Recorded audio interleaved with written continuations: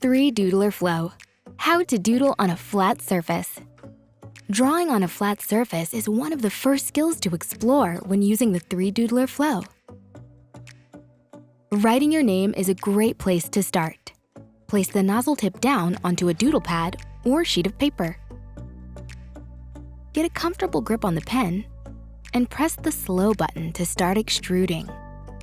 Drag the nozzle tip along the surface in a continuous, unbroken line, as if you were writing with a pencil. Keep your movement slow and steady. The slower you go, the thicker the line. If plastic curls around the nozzle, press down harder onto the surface you are drawing on and make sure the tip is touching the surface. When you reach the end of your name, stop extruding by pressing the slow button.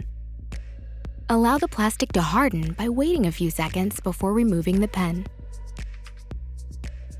Gently bend the doodle pad or paper to peel your doodle off the surface. Congratulations on completing your first doodle.